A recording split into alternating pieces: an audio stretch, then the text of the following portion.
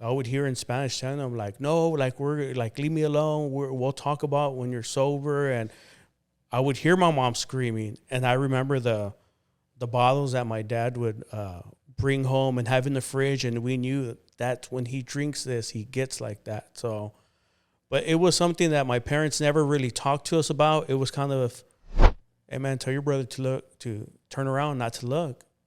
You're a kid, you're curious. It's like, no, I want to look. And I remember the guy's arm and he's there and I'm like 12, 11, seeing this guy shoot up and you see it. And it's just like, that just stayed in my mind, escalated a lot further because at this point it was just, what do you have and is it going to mess me up?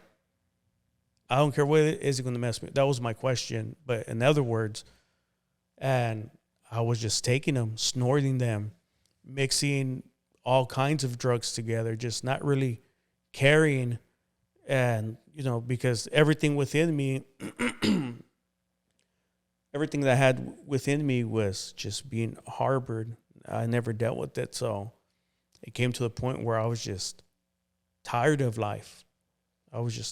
And it was a possession that belonged to my real dad that she's like, your grandma held on to this. She knew that one day she would give it, you know, to you.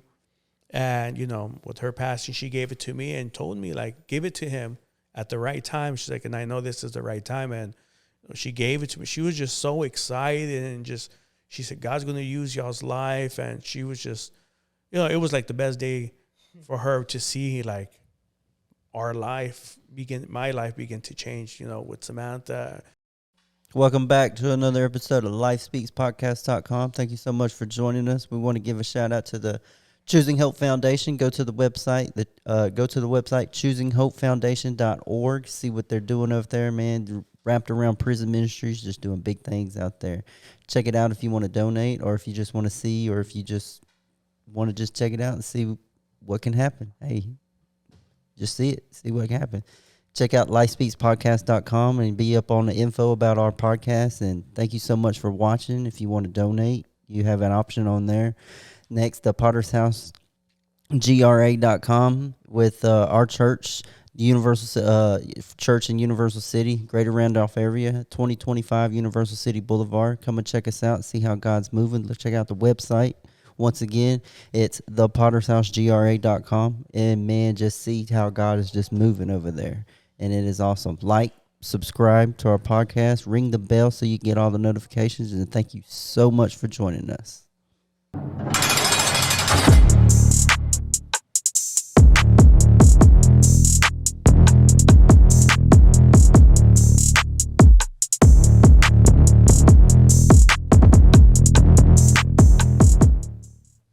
Welcome to the Life Speaks podcast. I'm your guest host today, filling in. I'm usually behind the camera, but this time I'm in front. Here I'm with just Jesse. Yeah, it's just Jesse. I'm filling in for Casey, who's proposing today. So hopefully she says yes, or I'm gonna have to. Are you cut for this real? out. Yep. No. What? How did you know that? And I did not know that. Because I asked him, and he said today he's gonna ask me. Really? Did you get like a word yesterday? The evangelist was like, "Hey, bro, you gotta propose like tomorrow, bro." No. God said tomorrow or never. I just asked him. So hopefully she says yes, or I'm gonna have to cut this part out. Do a new intro. He's gonna be watching from home, just like Yes, it's me, co-host, just Jesse. We got a special guest for y'all today. Some of y'all may have known Pastor Joseph from the past through some of our events. Some of you are newer people. If y'all haven't ran across him yet, he's one of our baby works. I know me personally, coming into the church brand new and seeing and hearing of some of these past disciples, I get real curious about them. So it's especially a great honor and privilege for me to hear, but for y'all as well. Like I said, one of our baby works, Pastor Joseph Castro. Glad to be here. Sir. Yeah, thanks for joining us. So just take it back to the beginning. So just tell us a little bit about your life, where you're from, your family life. I was born here in San Antonio, raised all my life here. It's been a crazy life. It's been a crazy childhood. My earliest memories I have is, just being raised by my mom, who was always working. My stepdad as well. I see him as my real father because he was there since my earliest memory. Them being there, both worked really hard to provide for us, but it's like what they say: you could have your parents at home, but not have your parents. And through my childhood, I faced a lot of. Looking back, I dealt with a lot of rejection, looking for acceptance, trying to fit in, and a lot of things that I was looking for, I found in my grandmother. She played a big part in my life, not just her, but my aunt as well, because both of them were saved. Devout Christians, you think about a definition of a Christian, they were like the epitome of that. So everything that I longed for, I was finding it, in them, and the love, the nourishment was given through them, especially my grandmother, because, as a child, she would always pray for us, pray for me. Or one time when my first miracle I had ever seen was, I used to have bumps on my hands as a kid, and she would always pray. And I remember one day they were gone, and she would tell me, "Who did that for you?" And I would say, "Jesus." And every time we would, I would go to school, she would always tell me, "Remember, God's with you. Jesus is with you." And she would always recite two scriptures with me. And she would always tell me, "Always remember, son, these script. Anytime you go somewhere in life, always say these. When you get in your car or when you do something, remember." So, just who she was something that I held on to all my life, even till now. So growing up, what was your relationship like with your mom and your parents? Obviously, you had a close relationship with your grandma. Did she live close? Did you see her a lot, or was it? Yeah, so my grandmother, she lived with us, and then she would go live with my aunt who lives in Houston. So it was always back and forth. She would stay with us for a few months during the summer or, during the holidays, and then she'd go stay in Houston. So she was always back and forth. I'm part of a family of 7. I have one older brother and then younger siblings. And so my relationship with my mom, it was, I loved her. And one thing growing up is through my stepdad and my mom, I never heard "I love you" from them. When I would try to hug my mom, she would kind of push me away and say, "I'm tired." So I never got that, but, she was my mom. So, you naturally have that love for your mother. So you don't know anything else other than, well, that's just my mom and that's how life is. So she always worked hard. She wasn't an alcoholic. She wasn't a drug addict. None of that. She always worked really hard to provide for us. So a lot of times we were by ourselves there at the house. So is this your grandma? Is this your mom's mom? My mom's mom, yes. So my family my immediate family is it was my mom and my aunt, my grandmother. Never knew my grandfather. He passed away way before I was born. And my grandmother never remarried. All her life, she stayed a widow, and she would say, her life was to Christ, no one else. So was she saved early on in her life, or did she get saved later in her life? Who? Your grandma. I would say it was, from what I remember, from what I was told, it was just basically almost all her life. So then I'm just curious about that effect on your mom. Did your mom, obviously she grew up with your grandma having this love for Christ. Why do you think your mom did not go that route? That's kind of a tough question, because I've never really asked her why, but she was just unsaved. She never drank, never smoked, but she cussed like a sailor. And she never wanted to hear it. It's like when you witness to a family member that's not saved, and they're kind of, yeah, I know, but they have every excuse. I'm just curious on like, what do you think your mom went through?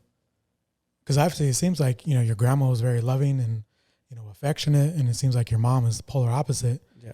So, what do you think it was that she went through, maybe that she treated her kids with, without the affection? And Yeah. So I would just say, because she was always tired. That's what she would tell us. Because she just worked like crazy? She worked all the time.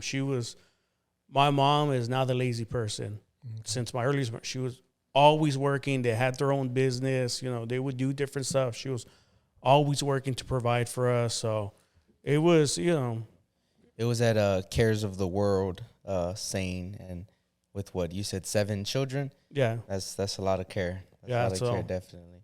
That's what, it was a mixture of a lot of things. You know what I mean? So that played a big part. So when my grandmother was like not living with us, we were basically fending for our own. So my earliest memory I could remember was probably like in kindergarten. We would run the streets. I think about it now, and I kind of calculate my age, and I was like, well, I was a child, like roaming the streets. Used to go to the store, and you would go to the Subway and can I get a cup of water, and you would get soda. We would do that as little kids and just get into stuff, being mischievous and doing stuff, and then just going through life as a child and basically being raised on your own. And then also I had my older brother who I really looked up to. I just wanted to be like him and follow him everywhere that he went. And with that, we weren't saved, so a lot of things that he was doing as we were growing were influencing me. What is the age gap between the oldest and the youngest of your siblings? So my youngest is 20, I believe. I think she just turned 20. And my older brother, he's 39. Okay, how old are you? I'm 18. I was like, oh, we almost got him. We put an age on it. I'm going to turn 35. Okay. So you're about 15 years older than your youngest. Okay, so when you were young and in the streets and kind of doing your own thing, did you have any responsibility of raising your siblings almost, you know what I mean, because your mom wasn't around? Or is that not really a factor? No, that wasn't really a factor. It was basically at home, our mom would provide for us. So we had food, we had all that stuff. So it was basically just raising our own selves. And she would at night come and cook for us and all that stuff. But she would come home so tired, she would just go to her room and I need to get my rest. And, so. And where was the stepfather in all this? He was working as well. He was working like 2 jobs. So majority of the time he was always working. So sometimes on the weekends he would take me to go work with him. He worked at a restaurant, so I would go with him, just follow him. But he was always working. He was really good to us. It's still to this day. He's a big part of, I see him as my father. Okay, so you have a good relationship with him. Really good relationship with him. He has a big heart, especially now. But they did go through their stuff. I do remember my stepdad at one point when we were young, he would get real drunk, and I remember he would physically abuse my mom. We didn't know at that time what was going on. We used to live right there on Mid-Crown, not that far from here. And I would hear my mom screaming in the room next to us, and we're kind of like, what's going on? And you would, my mom speaks all Spanish.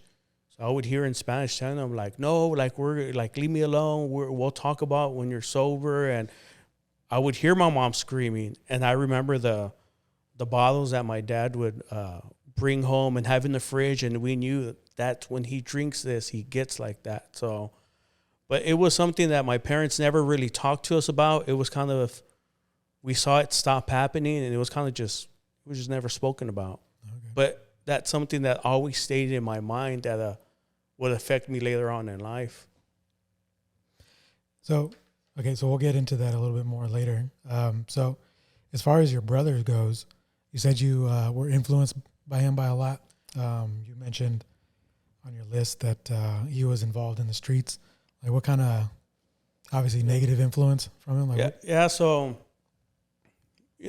as my brother, he has a crazy life. Right now, he's doing 10 years in McConnell unit.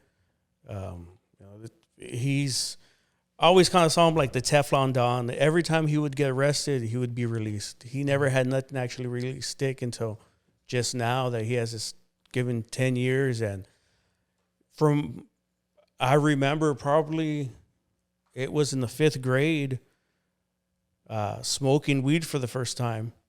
So he was always in the streets, because my mom was always working. He was basically just doing his own thing and getting into the weed. And I remember one time, the first time I smoked, it was probably like in the 4th or 5th grade. He was like, "Come here." And I'm like, "No." He's like, "Come here, man." And I finally went with him outside, and he's like, "Here, you're gonna smoke this." And I'm like, "I don't want to." And he's like, "No, you're gonna do it." And I remember smoking with him, and it was an ugly feeling. It's something that I didn't like. But he was my older brother, and I always looked up to him because I had an admiration for him. But it was those things that I didn't like. But he was always breaking into cars, breaking into houses, doing robberies, and I would see the stuff that he would get. And I was intrigued because, my mom would work hard to provide a home over us, but she would never give us things that we wanted. So I would see my brother break into his house and have jewelry, necklaces, watches, all the latest brand new gadgets. And it's like, "Oh, man, this is cool." So you'd be like, "Here, you have it. What do you want?" "Oh, I want that." He's like, "Here, you can have it." So I was like, "Man, this is cool." And then I remember one time, he called me. At this time, I was probably already like in the 6th grade. He's like, I would wash my dad's truck. So I kind of learned how to drive. He would kind of teach me. And my brother caught on to it. Like, "Oh, he knows how to drive." He's like, "Hey, man, I need you to come over here, get dad's truck." And I'm like, "No, dude, like, I'm going to get in trouble." He's like, "Bring the truck. I need your help." I was like, "All right." So I go, and come to find out, he ended up robbing a big drug dealer, like there in the area. And as, he didn't tell me, but I remember there helping him. He told me, "Look, this is where the stash is at. I need you to go in there." And he described to me what it looked like. And I remember grabbing it, and I'm like going towards the vehicle. I don't want to say too much because the person ends up seeing it like, "Oh, it was you." But I walk out from where I was at, and I remember locking eyes on the guy. That guy ended up showing up later on. So what my brother did was break into the house, grab the stuff, stash it, and then he was going to come back, which he did, and have me meet up with him. So I'm there, and the guy sees me, and he like points, and he starts running towards him. And I'm like, I'm in 6th grade. I just know I'm doing something bad. What I had was guns. What he ended up doing is breaking into this guy's house and taking guns. He had the AK, a lot of other different stuff. And I felt, and I was like terrified. My heart was racing. So jump in there, and we take off. And, we go, and the guy's like chasing us, like where it was at. I could see him like looking at us, and he runs back, and I'm terrified because my brother ends up telling me like, "No, this guy's serious." Like, because when I got in the truck, my brother's like leaning all the way back where you can't. The guy can't see him, but he sees me, and I'm like, "Oh man!" Like, how old were you at this time? I was probably like 12. I think I was like 12, 12 or 13. And, I'm just terrified because where this happened was not even a block away from where we lived. So I was in middle school having to walk. I would walk to middle school. So I was terrified that this guy would see me because we locked eyes. So I was terrified that this guy would see me walking to school, and if he's who my brother said he was, well, he's not going to have any problem shooting me. So it was something that I was like living with that fear at such a young age, thinking, this guy could get me. And so that was like some of the influence that he would have in me. And a lot of it was smoking weed with him. And then. So what was this? When was the first time you saw someone shoot up that you have here in your notes? So, yeah, that was around probably like about a year or two before that. That was probably like in the 5th grade. I remember the day vividly. It was, we were there parked in front of my mom's house. And, I always with my brother. And he told me, hey, go get some water from inside. So I went to go get a cup of water, and I get back in the back seat. And I remember my brother was in the driver's side, and the guy was in the passenger side. And he says, hey, man, tell your brother to turn around, not to look. You're a kid. You're curious. It's like, no, I want to look. And I remember the guy's arm, and he's there, and I'm like 12, 11, seeing this guy shoot up, and you see it, and it's just like, that just stayed in my mind.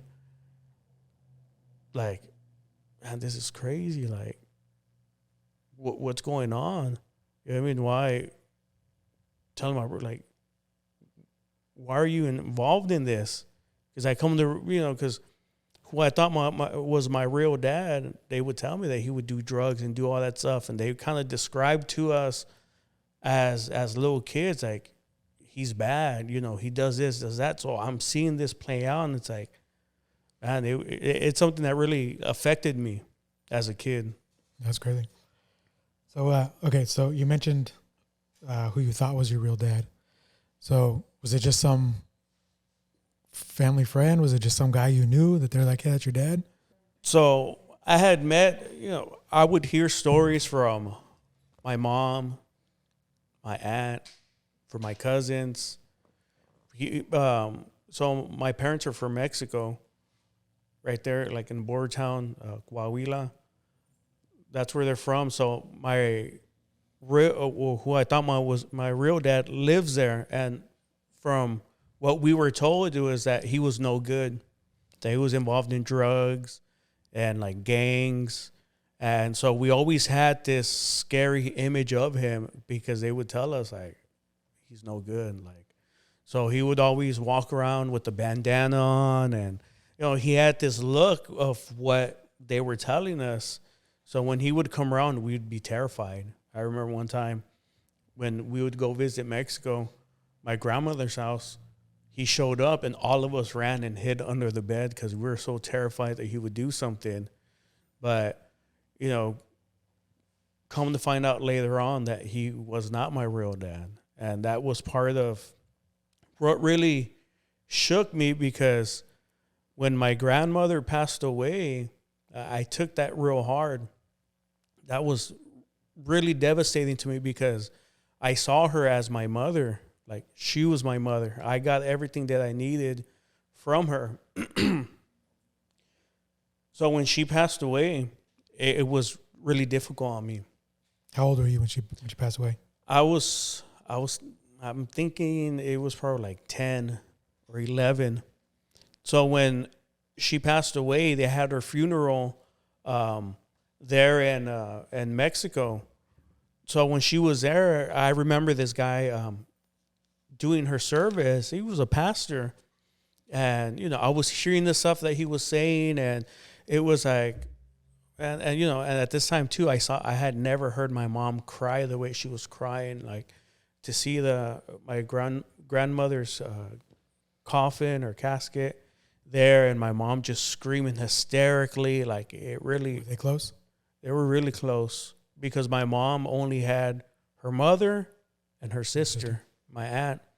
So she felt like, I lost my mother. I don't have my dad, and we don't have, other aunts and uncles, just really close friends that were considered family, but not really, Mexicans. Everybody's your uncle and everybody's your aunt.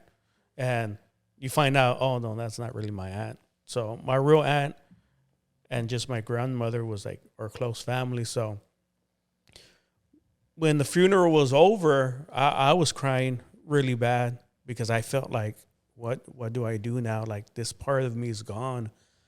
I was outside, and I remember the guy preaching comes up to me and like hugs me in the way that I wasn't used to. And so I was really uncomfortable, especially I didn't know who this guy was. But in a sense, I kind of like respect him because he was up there preaching. So my grandma would always, tell me, turn on the Christian TV for me when she wasn't able to go to her church. So, I knew and I associated him with what I heard and what I was taught. So I had that level of respect for him. But the way he was hugging me was something different I had never felt. And come to find out afterwards, my mom told me, she's like, "That's your real dad." Are you serious? She told me, yeah. So Your dad's a pastor? my real dad. Or your biological father's a pastor? Wow. So how old were you when you found that out? I was like 10 or 11. Okay, so she told you right around the same time. Yeah, right when at my grandma's funeral, I think she told me like a couple of days afterwards. Because I was kind of asking, like, who was this guy? And, like, why was he hugging me? And I remember he was comforting me, like, it's okay, I had a really close relationship with your grandmother, and she had heard me preach. And, just obviously because he was my dad, my grandma had a relationship with him. And so he told me the day she always told me, when I pass away, I want you to preach at my funeral. So it was kind of, my world was just shooken because it's like, man, so this guy who I was fearful of and everything, that he's not my real dad. So why do you think that they told you that this other guy was your dad when he wasn't? I don't know. And I think just because my mom was unsaved and she knows, Like, you don't think she wanted you to have a relationship with this other guy who's a pastor and probably living a better that's life? something I've asked my mom, and she just basically just told me because of her current relationship, it would have caused so much different stuff, and just with my stepdad and just everything that was going on. And, my grandmother never told me because my mom was telling me, like, kind of placed on her. That's something that you need to do. So, that's crazy. So my aunt knew, obviously my aunt knew. So that was something that really just changed my whole life around, because I began to think, well, man, so these are not my real brothers. And so, in my thought, like, so they're not my real brothers. So out of all your siblings, your dad is only your dad? He's not father to your Yeah, it's only sisters? me. Oh, okay. So my rest of my siblings, my older brother and my sister that's after me, and my brother after my sister, share the same dad. And then my stepdad is the father of my other sisters, my other 3 sisters. Okay. So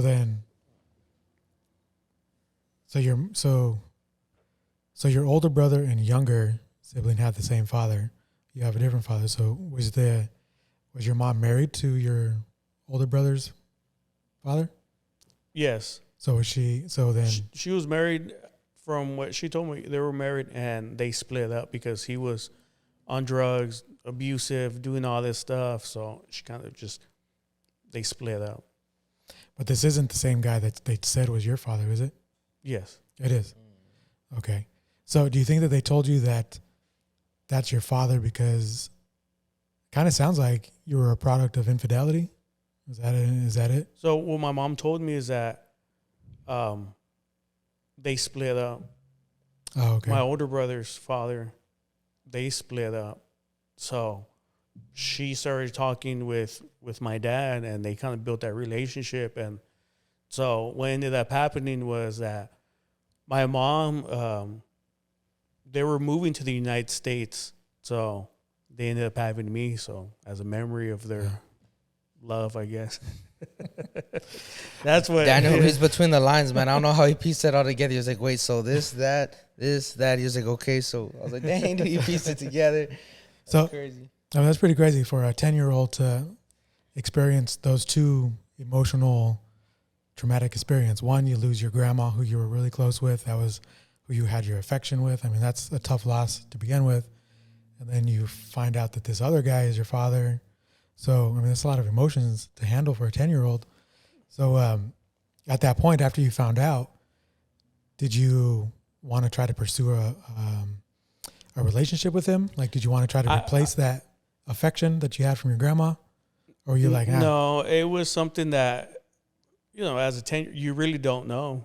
You really don't have a true understanding of the whole situation. So during the summer, I went to go stay with him, but it just didn't feel right. To me, it never felt right. And at that same time too, I was in middle school, like right after all that stuff happened, middle school. And then there in middle school, as I was lacking that, I ended up seeing someone there in middle school that like I just fell head over heels for. And who is this you're talking about?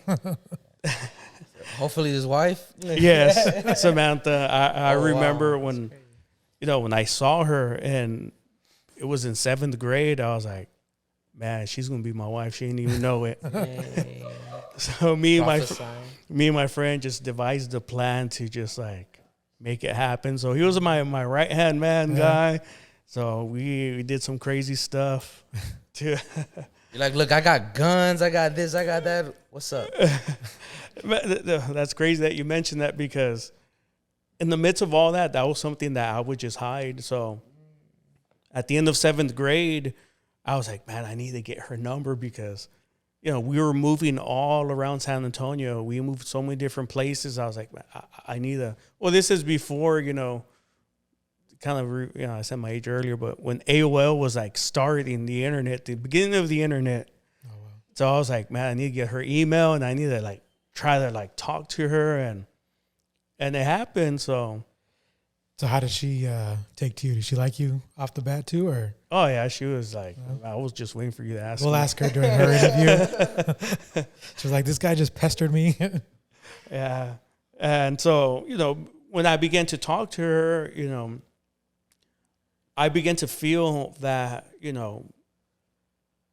what I was missing. At such a young age, you really don't know what's going on within you, because like I said, my parents never taught me anything, or like gave me that, or gave me the guidance, son, like, you're going through this age, you're feeling these things, so this is how you handle this. It was basically, at that age, I was already pushing my limits, listening to certain music.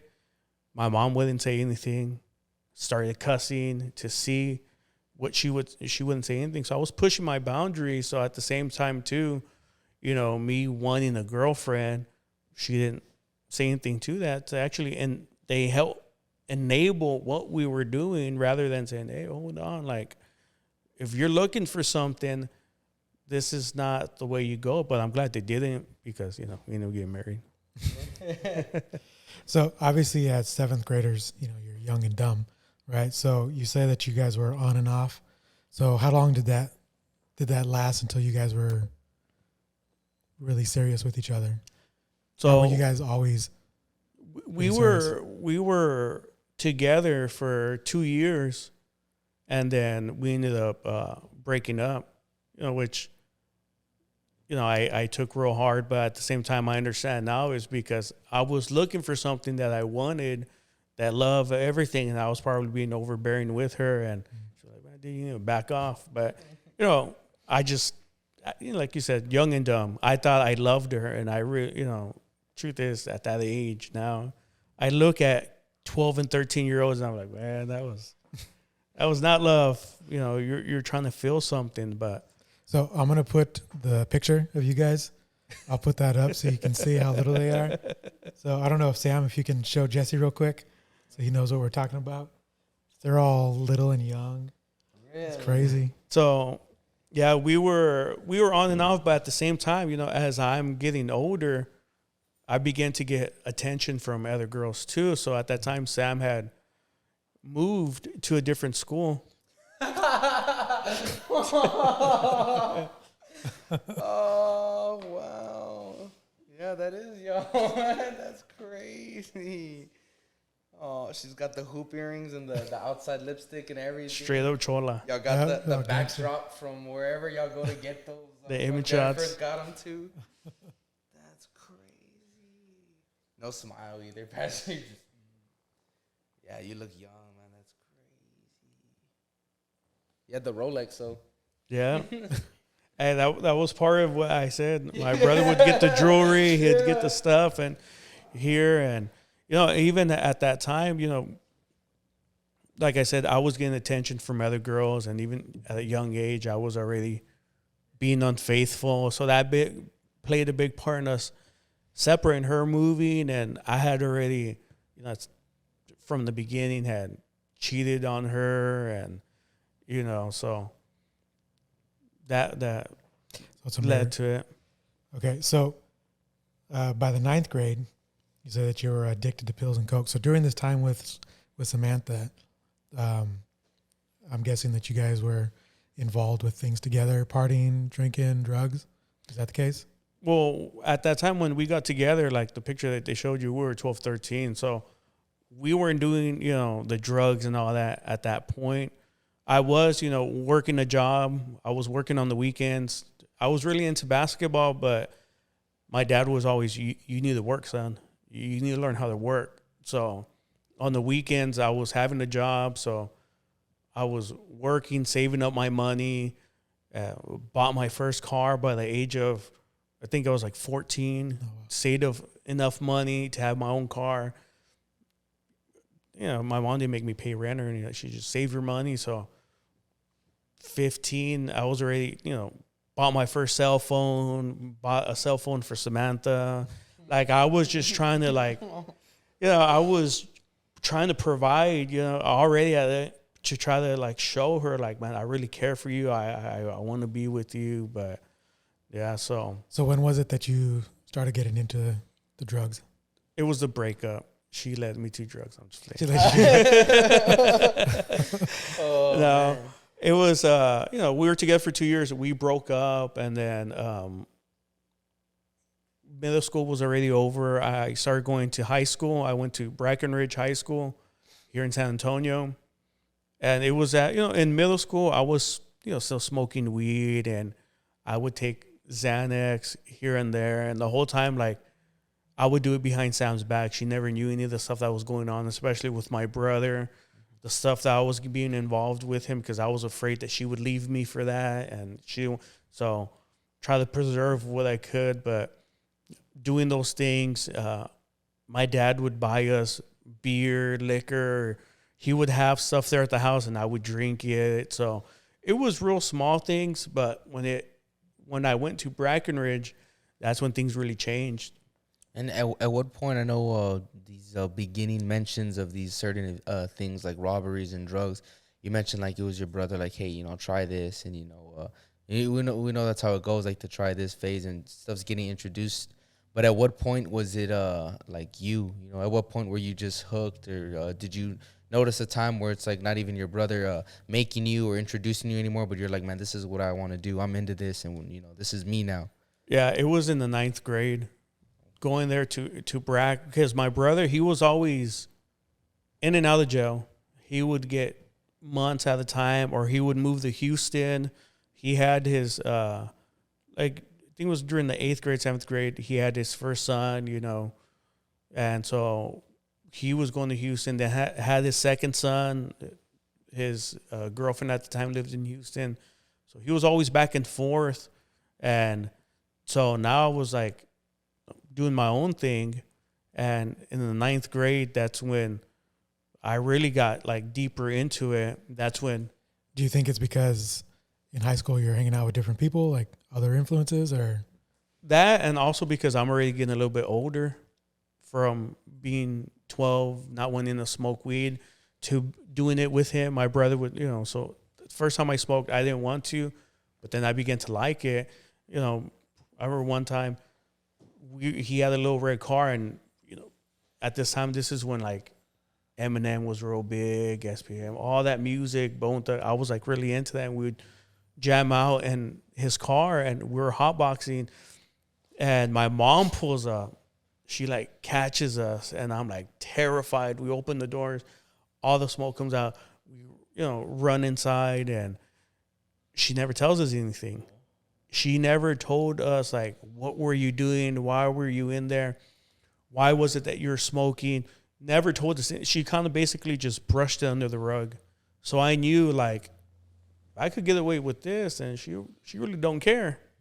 It's so weird looking back and realizing that, right? And it's like, looking back now, it's just a trip. And, like, you as a parent and like, with your own kids, and, like, I mean, it would never go anywhere near that. I mean, I see your boys, perfect little gentlemen, man, perfect examples, Christian boys, helping in the church and this and that. I mean, and I know you never even let it get close to that far, but, like, we still feel our parents, love, and we know, like, but that's all we know, right? So it's like, oh, it's my mom, she cares. But looking back, it's like, she cares, she loves you, but it's like, man, why? Like, why? Looking back, like, why did you let that, man? Yeah, Like, that's not right. That's not right. And as I grew older, those questions played a part in other things that I did. So, like, in 9th grade, that's when the Xanax, like, really kicked in my life. That's when I really, because me smoking weed, to me, I never really saw it as, we know now it's bad. Back then it was just weed. It's just weed, nothing much than that. The alcohol, the beer, all that stuff, it wasn't it. But it was the Xanax that really changed everything, especially in 9th grade. It's when it became more available. And it was to the point in school, in high school, in 9th grade, that I was just taking Xanax like crazy. And that became my choice of drug. Like, it got so bad that I didn't even want to smoke weed because weed wasn't doing anything for me. And it became so available there in school. Everybody was taking it, the what they call the footballs, the handlebars. So they would just give it to me. So what I began to do was, like, I wanted to affect me even more. So what I was doing was, in class, while the teacher was up there writing on the board, I was crushing the Xanax on my desk, and I would just snort it right there on my desk. And it was just, Dang, that's pretty bad. yeah, at ninth grade. But the thing is that I was dealing with so much inside. So did you take it because, that's what I was going to ask. Like, do you think you took it so much because you were trying to mask these emotions and feelings that you had, or trying to suppress them? Yeah, Or because did you like the feeling of actually being? it was to suppress. And in a sense, I did like the feeling because it would mask everything. Because I never truly got over my grandmother passing away, and then also wanting that with my mom. It's just, you begin to realize, man, my mom don't care. Like, as much as she's working hard and all that, that's fine. But I want my mom. I want to have that relationship. I want that love because, looking now, I realize that my whole life I was functioning my whole life through rejection and trying to find acceptance and wanting to be loved. So you begin to build up these walls, and I felt like the Xanax to me would push that all the way. And I remember when I was on Xanax, I would do stuff that I would never do sober. And it's so crazy because I look now, looking back, the hand of God was always upon my life, because many times I should have been dead. Many times I should have been arrested. Many times I should have been sitting in county, in prison, kicked out of school. And it boggles my mind because I look back and I'm like, dude, why wasn't anything ever done? Because in high school, I was so barred out that they told me I was thrown in the hallway, that I was passed out in the hallway.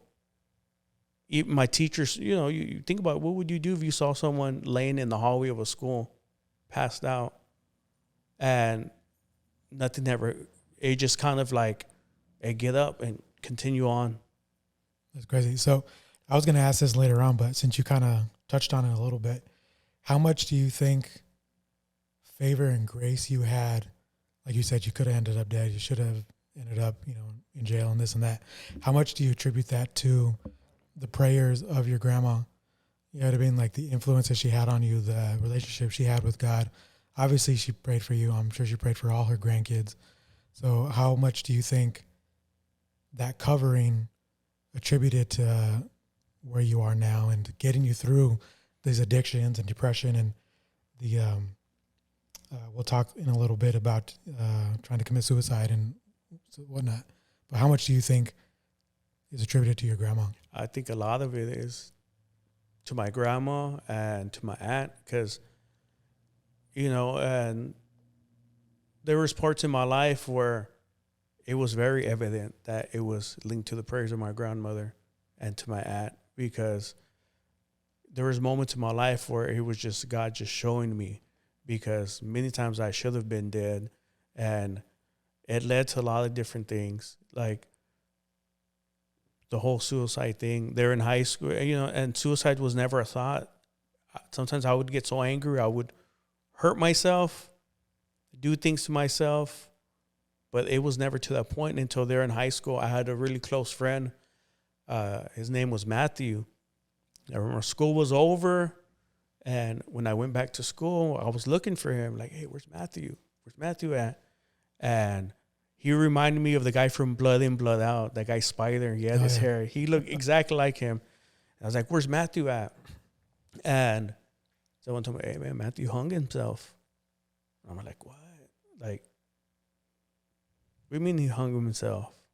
He killed himself. Like, they were after him, or, never got the real story. But the thing is that they found him in his closet hanging.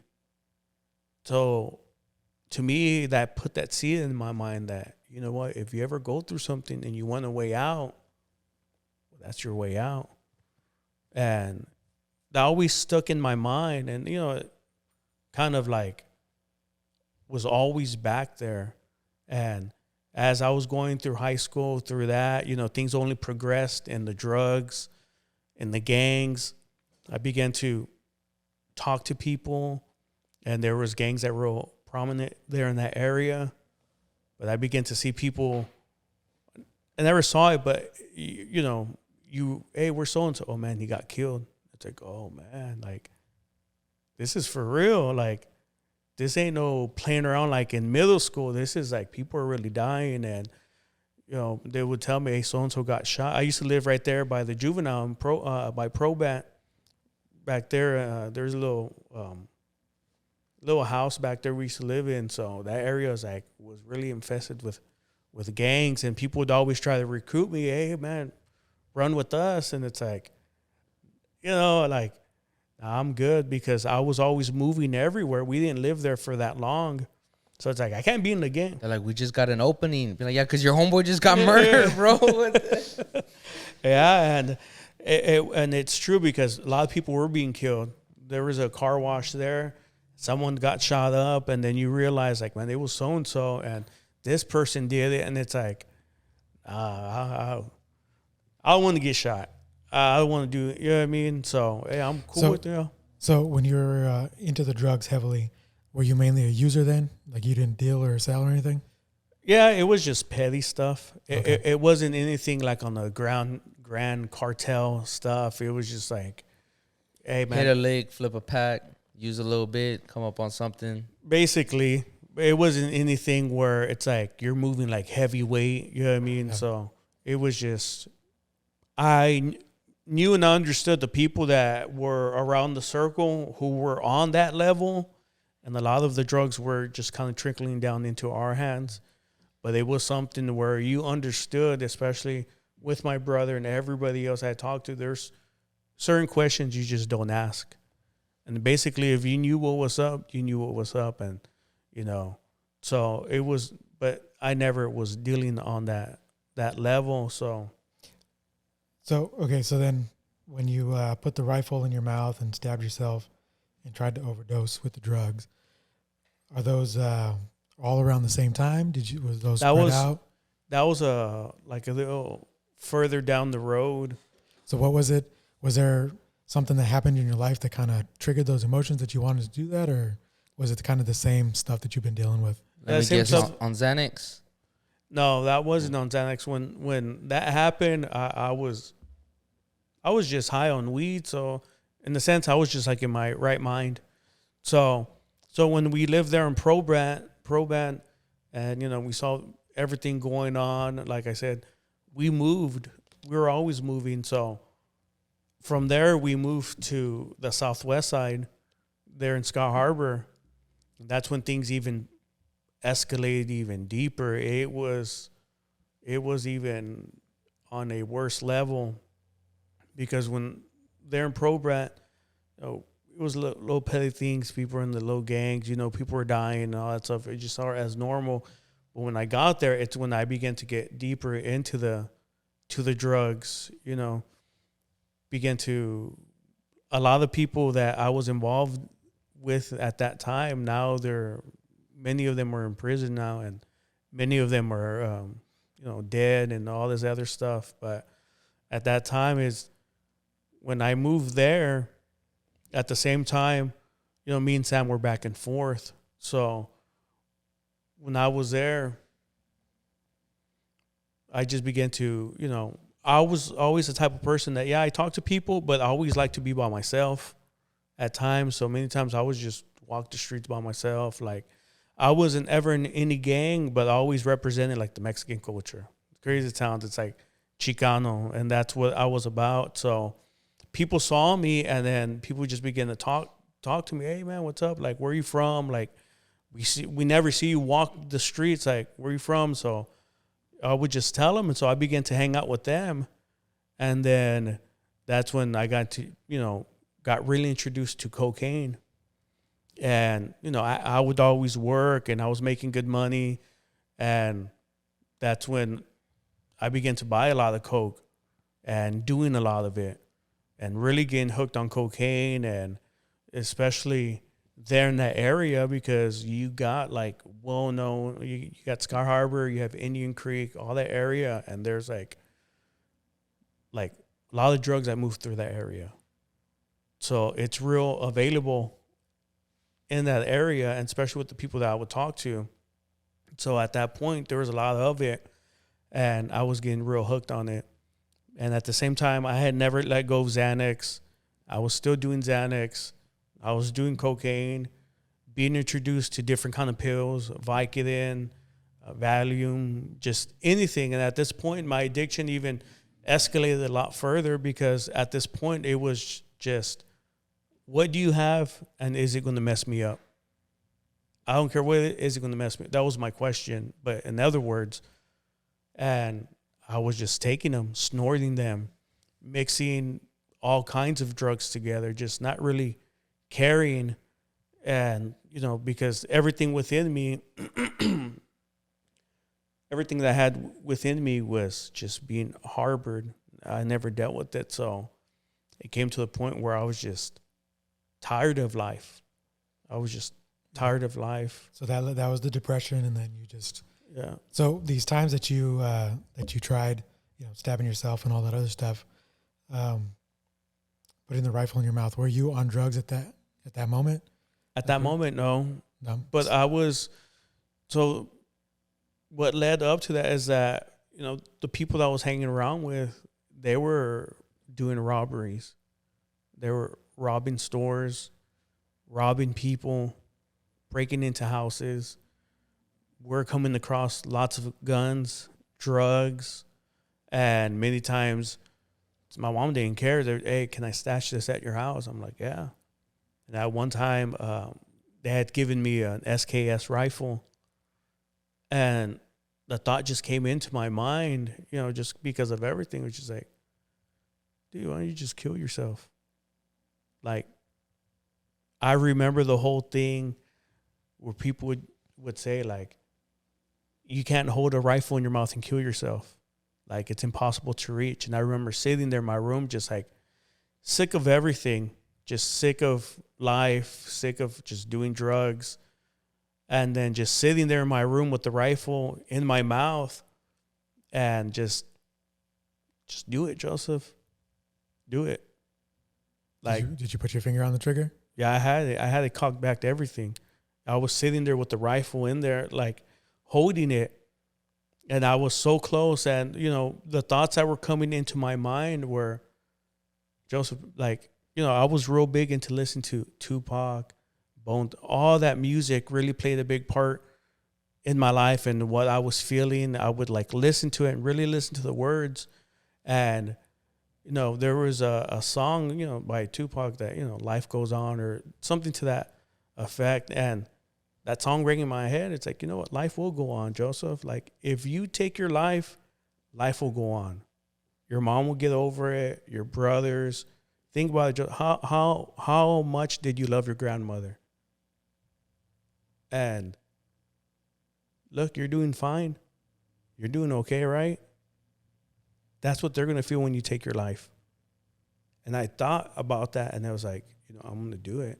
This is all going through my mind. And then something just told me, don't do it. Don't do it. And I'm like, Joseph, you're a punk. Joseph, you're this. Calling myself names, but I know it wasn't me. It was the devil telling me, you're a punk, Joseph. You're this, you're that. Look, you can't even do this. You can't even kill yourself because you're afraid, because you're scared. But then yet there's another, now we know it's the still small voice saying, don't do it. Don't do it. And then as I was sitting there, I just finally put it down and I began to cry. Like, dude, you're a punk. Like, you can't even do this. So, that really just, it was a moment in my life where it's like, one day I will do it. I will do it. You know what? And I justified it with, I won't do it here in this room because I want to see, I don't want my mom to walk in here and have to clean up my brains and clean up my mess. So you know what? The day I do choose to do it, it's going to be a day where I'm by myself and I'll be somewhere far away where no one's going to have to deal with this. So, and I got up and I just continued, and the drugs continued. So I began to think, you know what? There's a better way than taking my life. Instead of having my brains and my body there like that, you know what? Just go heavier in the drugs, heavier in the Xanax, heavier in the cocaine. And at the time, like I said, there were people who were moving weight. The stuff that we were doing was just like small amounts of weed, coke. But there were people who were like pushing heavy weight, who were known, as they call them, like the dope boys, because you could see their vehicles. You just know it when you see it. And they were known for that. So there were people that I was associated with because I never went to do certain things, but because I always had a ride. I'm the one who always had the vehicle, who always, had jobs, who had money. So they would call me, hey, Joseph, like, hey, we need you. What's up? Well, because you have the car, we need to go do this. So we ended up going somewhere and coming across a lot of cocaine. It was a lot. And they ended up giving me a good amount of it. And I told myself, well, you know what? I'm going to sell it. So there at work, I would sell here and there a little bit. But the truth is, I already knew deep down inside, I'm going to do it all. And I want to push myself to the limit. And you know what? This is the way I'm going to die. Did you ever end up in the hospital? No. They have to get your stomach pumped or nothing? And that's the thing that I tell you, that I felt God's grace was upon me because I was doing so much cocaine that when I would rub my nose, you feel like it's boogers. It sounds nasty, but that's the truth. You feel, and then you look and you realize you're just bleeding. And then you're just bleeding from your nose because you're doing so much of it. And then you begin to lose your sense of smell, like your nostril, you can't smell anymore. Like, I'm losing weight. People are asking me what's going on. And, typical dope head is going to lie. Mm-hmm. No, it's because I'm not eating different foods. I'm not eating hamburgers. I'm not eating, I'm changing. No, you're on drugs. And at the same time, my aunt that was saved and my uncle would come and visit. And I would find out. My sister would call me, hey, Theo's here. And I wouldn't go home because I already knew they were going to talk to me about God. Yeah, you didn't want anything to do with that. I didn't want anything to do with that. And then find out who my real dad is, he would call me and say, hey, I heard that you're on drugs, son. Like, is it true? And I'm like, no, I'm not on drugs. And if you're going to call me to tell me this, you know what? Don't even call me. Don't call me at all. Like, just forget it. Don't call me. I'm not on drugs. I'm not doing any of that stuff. And I just don't want to talk to you. So when was it that you came to the realization, like, man, I need help and I need to, like, what was your lowest where you wanted to get out of this? lifestyle. It was still, I was, even at that point, that still wasn't even a thought in my mind, because, you know, as I'm going through stuff, you're always trying to, well, just maybe I just speak for myself, but I would always try to figure things out on my own. I'll get through this. I'll be fine. You know, and it's a, you know, maybe I need to get rid of this person in my life or this, but it wasn't true, because as these people were there, you go to the next person, and it wasn't the resolution that I thought. And then at the same time, there was so much that was affecting me, because, you know, my family has always been seen as the outcast, as the black sheep. You know, since we were kids, we were always looked at, we won't ever accomplish anything in our life. So we were always living under this shadow, or this cloud of, we won't ever accomplish. They saw my mom and her life, and it's just like, they ain't gonna do anything. Look at, you know, my older brother, his name's Eddie. Look at his life. Look at him in and out of prison. Look at Joseph. Just look at their life. Like, they're never going to do anything. So another thing too is that as my brother was in and out of prison, I saw the effect that it played on my mom, because I was the one, because my mom she doesn't speak English. So I was always having to go with her to talk to the lawyer, talk to the bells, talk to this, and knowing how much money she was paying to try to bail him out, and to see my mom cry. You know, it really hurt me to see my mother cry, to see my mom go through this. So in a sense, I was like, man, I don't ever want to go to prison. Then when my brother was in prison, I would go visit him, and then he would see what I was going through. He saw how I was looking like I was on drugs, and he would tell me, bro, if you end up in here, dude, I want to beat you down in here. So if I ever see you in here, like, what you're doing is not good. Like, I'm telling you, Joseph, like, you're going to end up dead. Like, you're going to die. It's not going to go good. Like, look where I'm at. You don't want to be here. And then seeing him behind bars, seeing my mom that tried to always found a way to navigate through things. So then seeing the guys robbing, you know, doing each other dirty. That was another thing, is that as life is going, you're building this wall, because, you know, as we're sitting here right now, but back then in the day, unsaved, it's like you have ulterior motives to what you're trying to do. So it's basically like you can't trust anybody. Mm-hmm. As much as you feel like you can, you know, deep down inside, it's just a matter of time before they do me dirty.